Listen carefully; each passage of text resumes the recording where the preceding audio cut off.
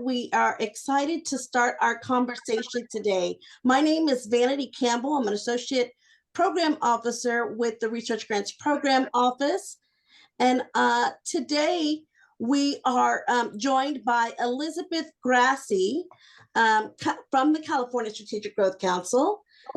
And Elizabeth is currently serving as the program manager for climate change research at the council. In addition to managing 20 research grants, she represents the council in 3 funded partnerships with universities.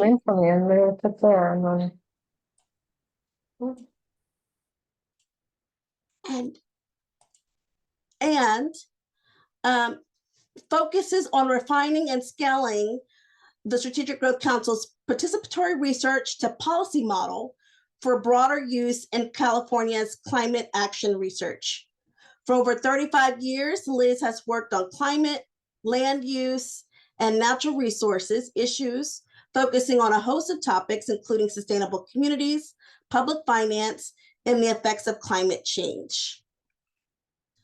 Today's workshop will have opening comments from Liz, and then we will continue into breakouts for small group discussion, and then rejoin together as a large group to continue our conversation today.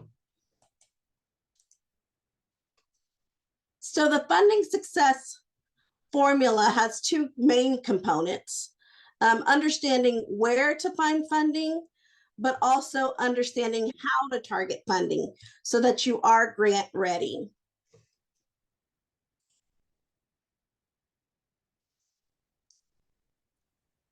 Good afternoon, everyone. I was thinking, is it morning or is it afternoon? It's great to see you all again, and I appreciate you taking some time to just learn a little bit about the state. This will just be a real basic primer for you to just better understand how we work and what we do. As you can see by this slide, the California Strategic Growth Council was basically established in 2008. We were established as a companion bill to SB 375, which was the big regional GHG reduction bill that brought in a lot of policy around regional transportation plans and trying to reduce greenhouse gas emissions, something the state had never done. And the state had never really kind of came down on regions. They would tend to go right to the local governments. So as this bill was being formed, the local and regional governments said, well, what are you going to do for us? And so what the legislature did was it created a 10-member council. It wasn't 10 then, it is now. That includes 7 California agencies, which are listed here, as well as 3 appointed members, 1 by the governor, 1 by the speaker, and 1 by the Assembly Pro Tem. So they each have a person on the council. And we're really focused on helping communities become more sustainable, taking them where they're at and having them move into more sustainability, and climate adaptation and resilience was also brought in that. As you can see, since 2008, we've invested over $3.5 billion in projects. Most of those are around housing. We do have the Affordable Housing and Community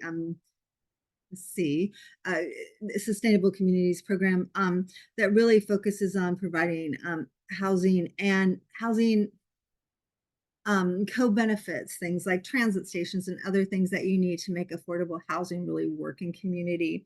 But we do have a lot of other programs as well. I will not get into them, but you are welcome to go see our website.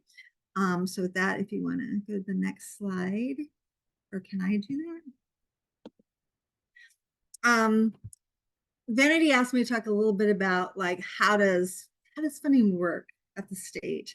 And when I got here, it was really hodgepodge. You had to know somebody or really like focus on legislation to kind of figure out where money was coming, or know about things like community block grants to get HCD money. And so you just had to have your niche.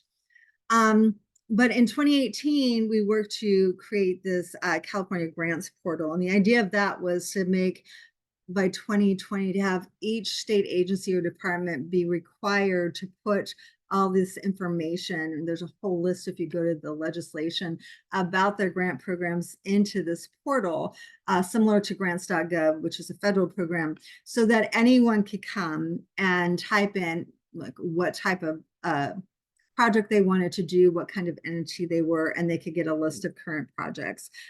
So that's been really successful, I think, over the last 4 years. And who knew COVID was going to come? So we did it just in time, I think, especially with COVID being here and the information wasn't as readily available. There's also the CCI portal, which is the Greenhouse Gas Reduction Fund program. So all the the cap and trade money goes into this CCI fund, and then the legislature determines how they're going to allocate that fund into grant programs that meet the requirements of the cap and trade program. Unfortunately, there's not a lot of research there, but if you go to that portal, you will see that they do have a little blurb on research and talk a little bit about the sort of some of the things they're doing around CCI. Additionally, there is a research program, a research area or division at CARB, and they look at a lot more of the real specific technical research that needs to be done around reducing GHG and creating more energy efficient or a lower pollutant kind of equipment and that sort of thing. And they do what's called a tri-annual research plan, which I think they'll start working on again, I think like next year. But later we'll get into it, because right now they're actually asking about equity in research, and so they are doing some work around that. And then I always like to tell people about the California Energy Commission, because in addition to EPIC, which is probably the largest, they get a lot of this public money that's I think it's collected on gas or something, but there's this huge, as part of your utility bills, they have a huge program that looks at innovation, but additionally, they do a lot of work around climate. They're the one who started the CalAdapt program. And if anyone doesn't know, you can do cal/adapt. I think it's ca.gov. And you can get a lot of information, a lot of the data that's that people are really looking at over the next 50 to 100 years around adapting to climate. So that's really interesting. And so you can go to the next slide. Know how to, okay. So I think one of the things, let me put something in the chat I wanted to really quickly. I'm going to list right here as an example. SGC has a strategic plan. And most agencies and departments do. And I like to tell people who are looking at getting into the grant game with the state, really understand what the strategic plan is. We'll really talk a lot about the priorities. And when you're being reviewed, especially initially reviewed for grant funding, people are really going to see how you match with what they're trying to achieve through their solicitations and programs, which really start with things like the strategic plan. We also have a racial equity plan, which is in our strategic plan. You'll see it's one of the main things we're trying to achieve. So if you're looking at SGC funding, really understanding how we're looking at racial equity and trying to like balance the playing field, I think is really key.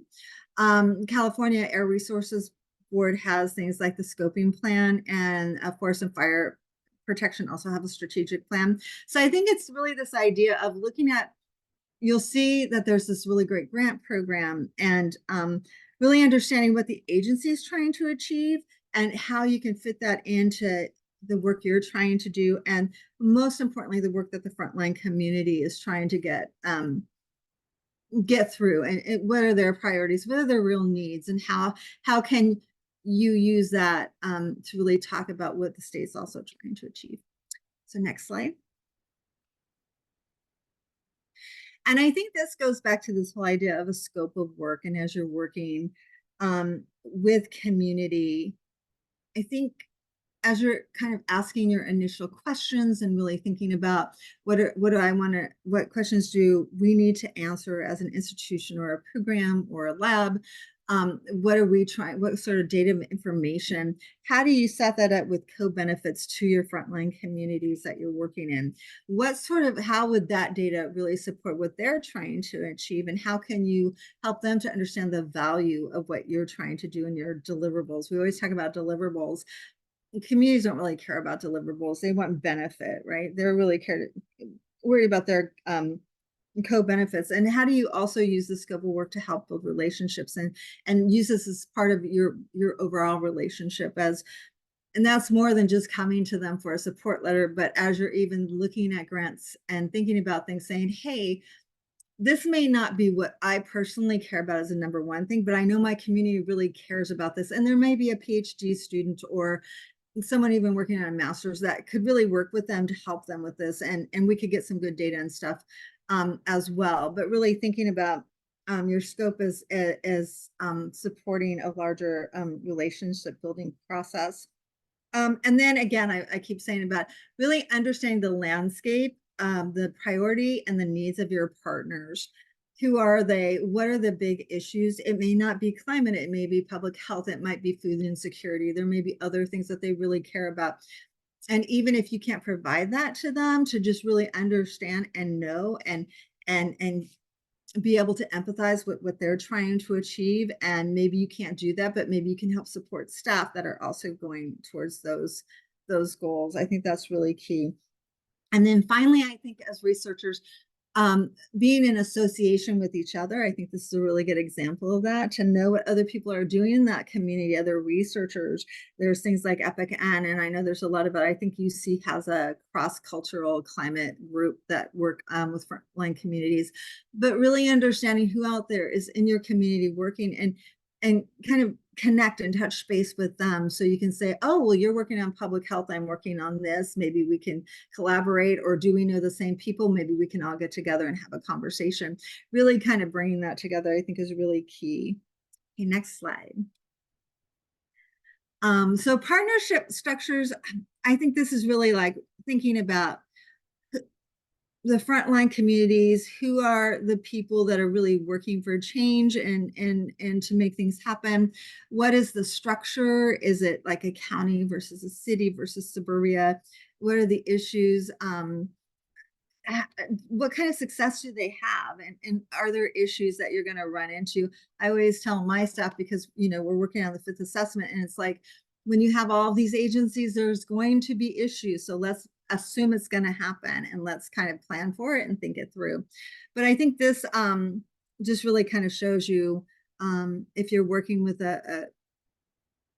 you're trying to support a key player, like who are the other players in that? And I think that really kind of explains that. So if we can go to the next slide, and I'll talk about our Connecting Communities program. So when we saw that things like the 30 by 30 initiative and Justice 40 was coming out of the federal administration, and we knew that our funding, we kind of go like this as a state, and we also know that the cap and trade program ends in 2030. So how can we really help not just our awardees, but our applicants be successful and understand what these programs are federally, and really support them and give them technical assistance?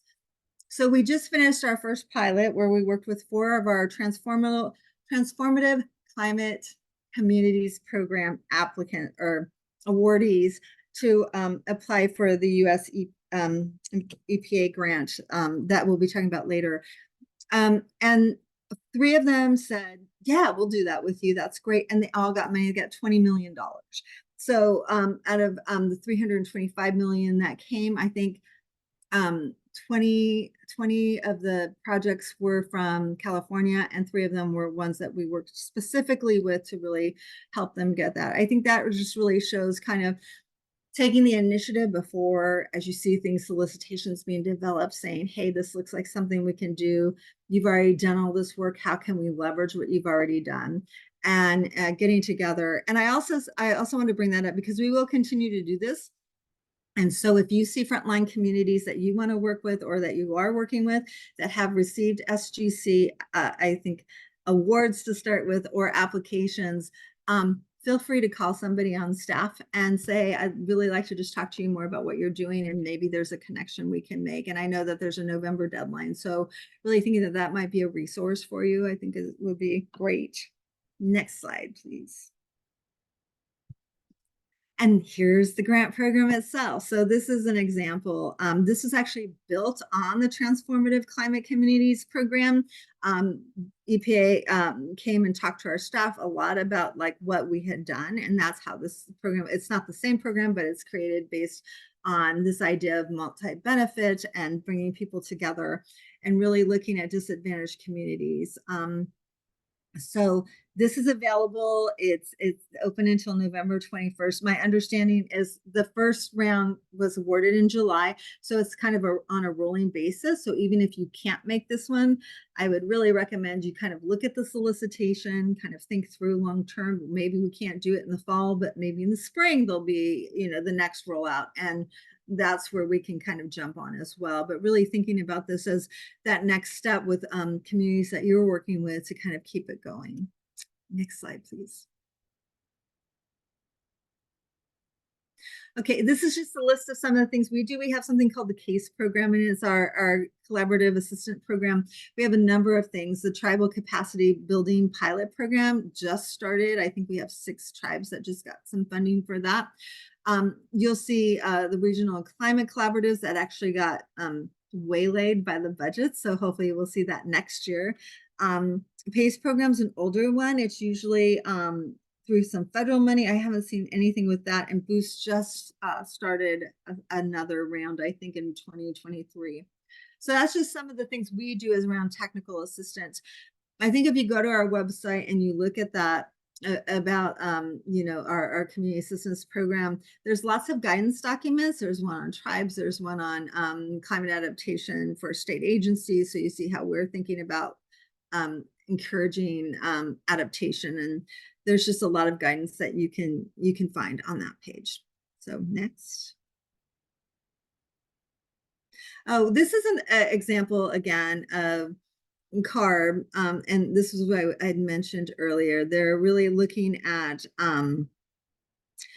doing a lot of work around equity and trying to say, how does that connect with research? And so right now through August, I guess August 25th was yesterday, so I guess you can't really, but there is this, they're really looking at nonprofits and how to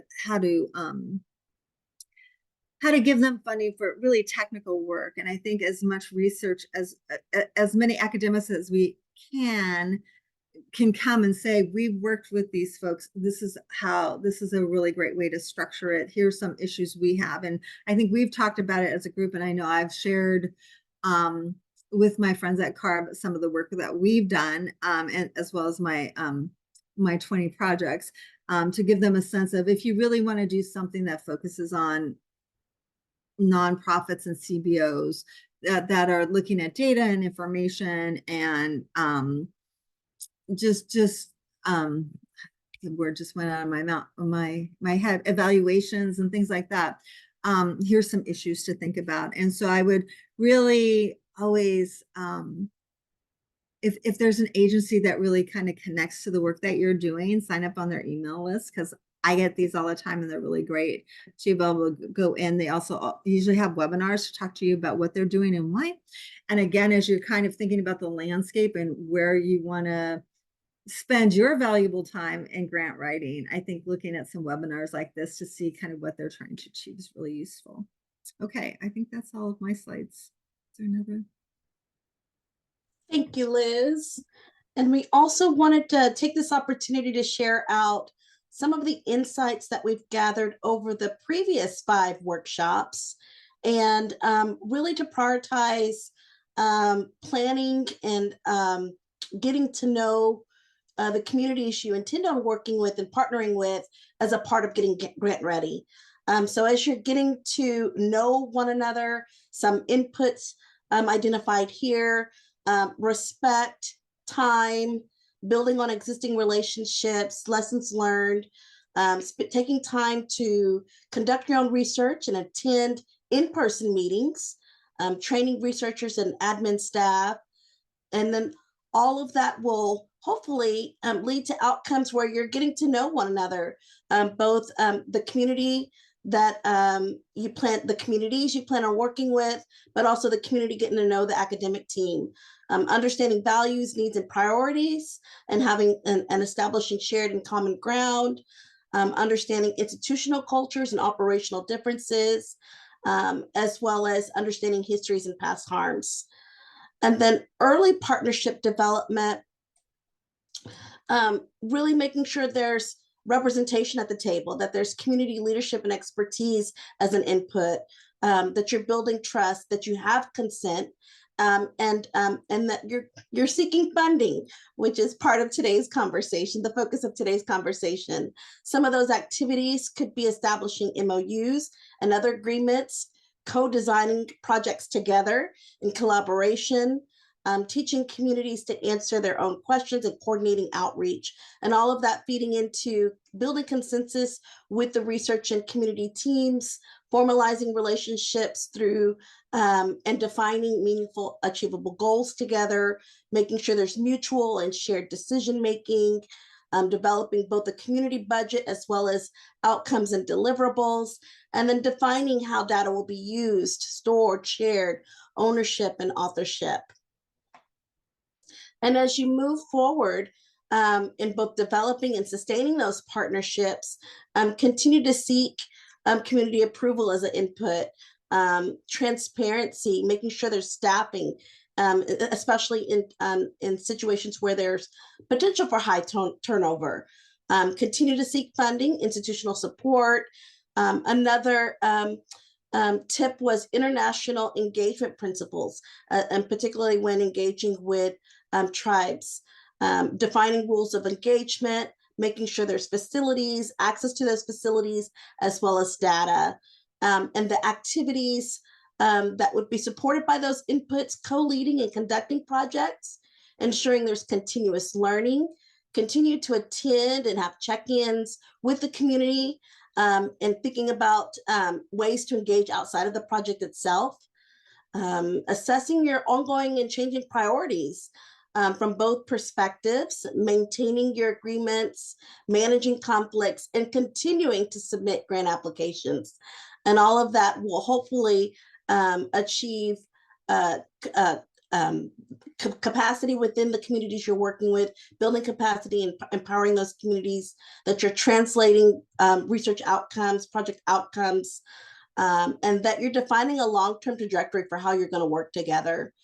There will be follow-on funding and projects as a result, and ultimately community-specific impacts.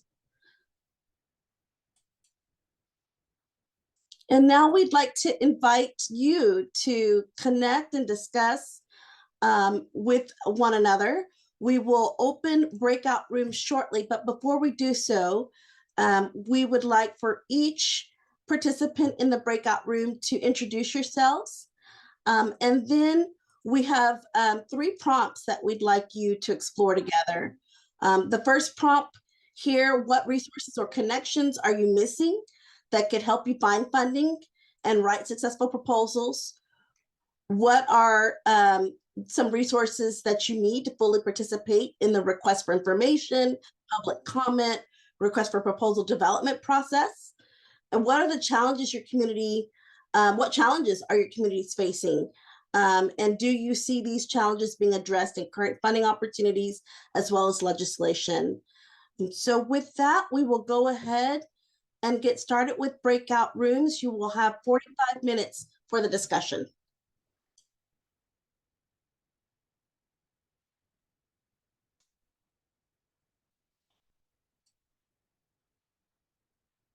Thank you for participating in our small group discussions. We're going to take the remainder of our time together for sharing out some large points, key points from your discussion. And we will start with group 1. Yeah, well, I can, maybe I can highlight a few things and then just see if there are any gaps. I'll invite our other team members to join in. You know, we talked about, you know, what are some of the kind of challenges that the groups are facing, especially the community-based groups. You know, some of these issues I think a lot of us are very familiar with, you know, just in terms of being competitive for funding, just lacking kind of the infrastructure and the personnel. It's hard to invest so much time if success rates are low, especially, some things, some ideas that were brought up to get help with these and other issues. One is working with a fiscal sponsor or other established organizations for applying for funding. There's the looking to the associations, larger associations or larger organizations working in your sector, your area, your issues. These are a good point to, if there's areas, you're trying to drum up more interest in, more support, more funding in, these are organizations that can actually, may have the capacity to advocate in that area. As well as, these are folks that are also tracking some of the issues, some of the legislation that may be relevant to you and your organization. So following what they're following and helping advocate for those issues or legislation and things can be helpful. Those are some of the bigger things that came out. Definitely lots of, some other ideas around what, the state could do that could be helpful for groups in terms of, obviously having, more forgiving timelines for putting together applications, more time to conduct the research. Of course, that's understandable. More grants for capacity building or smaller, pilot or preparatory grants to really help build these kind of collaborations and coalitions and get a team together to really tackle a larger project. Anything else would folks from Group 1 like to highlight that I missed?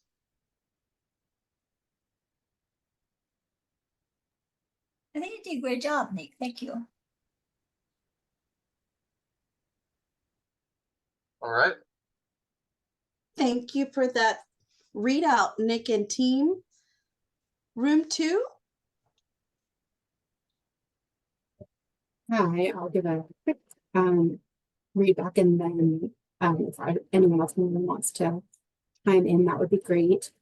So one of the interesting things that we talked about was the sort of grants management, how to find grant opportunities, how to organize them, keep track of them, and then also how to know when they're appropriate for you. So thinking about like seeing opportunities and not knowing whether your project fits in and how to access the technical assistance, so webinars and things like that to check in and see if this is a grant you should be applying to. And then also we talked about sort of challenges with governmental obstacles, like getting permits to do innovative work can sort of inhibit the ability to do that within the time frame of a project. And so thinking about,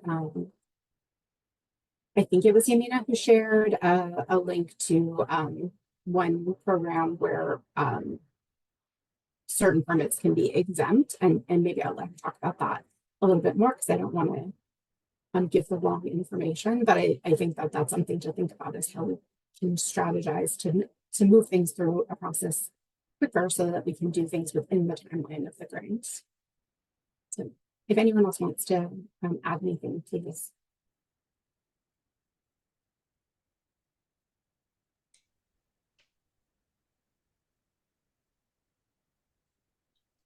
Any more on sound like the permitting expediting? Oh, okay.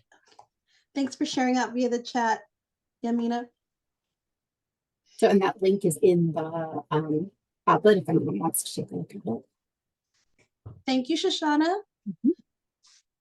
And room 3? All right, I'll go first and then the rest of the team can chime in if I miss anything. So one of the challenges we noted was being aware of the opportunities, especially like the request for informations. It was like, wait, state does that. And I know that the state's trying really hard to communicate and tell everyone about all these opportunities. And it's one of the, eternal challenges that you can always communicate more. But so that seemed like one of the challenges of just the awareness of the programs. And then let's see. One suggestion was that if you're doing your research as a particular local implication, you could start kind of look local for the funding, talk to your county supervisors, your city council. But then that goes back to a challenge where oftentimes it feels like the state funding is more relationship based versus the federal funding where you go to the NSF and see what they're funding this time. Another interesting thing that we talked about was that many of the grants are for like projects or infrastructure, not necessarily research. And so how do we as academics engage in that when we wouldn't be the ones like the primary PIs on those grants? And so some suggestions there were that you could participate and then kind of add your own research element, develop a hypothesis based on the work that's being done, and then get a research project so you can have some students do some dissertation work there, or you could help consult on the grant writing or just consult on some other piece of the project. And then another issue that was raised is that oftentimes when there are grants, there's just not enough money that's allocated for the meaningful community engagement. And so then that creates this positive feedback loop where if there's not enough money to get the communities involved, then they're not going to find out, then they're not going to be involved. And so it's going to look like they don't care or something, and then there's going to be even less money, and it can get annoying. And so some of that is on the academy and all the other grant writers or grant providers to allocate the right amount of resources for meaningful engagement. But also we need to be mindful of that oftentimes what we do as academics is not the same as the community ones. Like they don't want publications, they want better air quality. They don't want to go to as many Zoom webinars in the middle of the day. They want to just have a conversation because they're busy working anyway. And similarly, there's the incentive structure at UC for promotion and tenure, incentivize high impact publication and big ticket grants, not necessarily the service side that is so often overlooked, but is essential to the community engagement. So I will leave it at that. Anyone else wants to say a few words?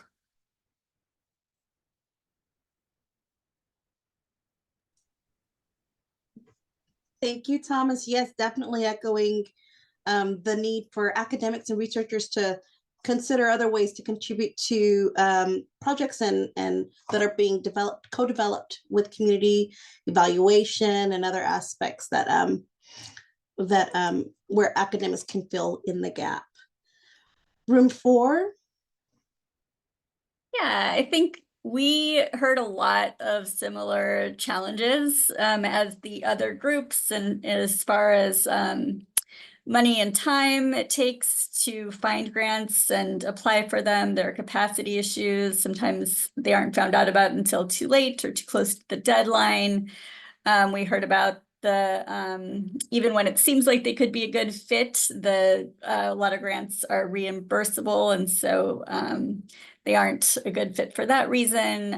It can be overwhelming to bring interests together outside of disciplines that one is familiar with in applying for grants. And then the duration, I really liked this, the term that we can only work at the speed of trust. And so funders need to build in more flexibility in timing and goals. And so some of the ideas for bridging the gaps are early release of funds, and providing advancements as an equity issue for communities, building in time for hiring and collaboration. And then one of the breakout room members provided this foundation search resource that is in the chat, and then some things that would really help them fully participate in requests for information and proposal development, or just easy tools and interfaces, an easy way to determine if the opportunity is the right size. Funders providing case studies, and so this can help applicants envision what the opportunity could look like for them, allowing for contingency funds for things that come up after the project starts. And then we heard about some of the challenges currently being faced. So timeframes for research informing policy could be misaligned. For example, with homelessness, there's a policy now to clear encampments, which is moving faster than the research project, and there's no funding associated with this. And we've heard about increased levels of lead in water in Oakland in the news, but there's no associated funding for solutions. And then sometimes the groups that are being worked with are excluded from some of the opportunities. And so, for example, day laborers and domestic workers are included from a lot of the protections related to climate disasters. And so for things like funds for protective equipment related to fire impacts and knowledge and training. Does anybody from the group want to add anything I missed?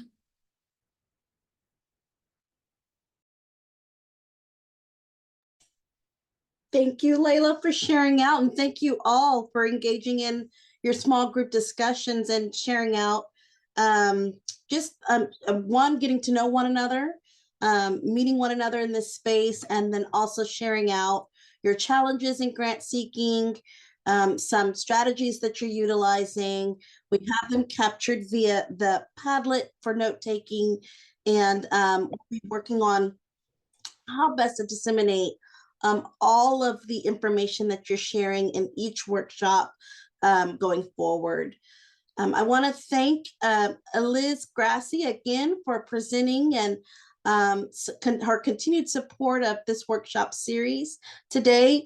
Thank you to all of you for attending. Our next workshop in September, the date is to be determined, but we'll be focusing on sustainability. So please look for an announcement coming to you via email. Share with your project partners, share with your community members, and we look forward to seeing you next month.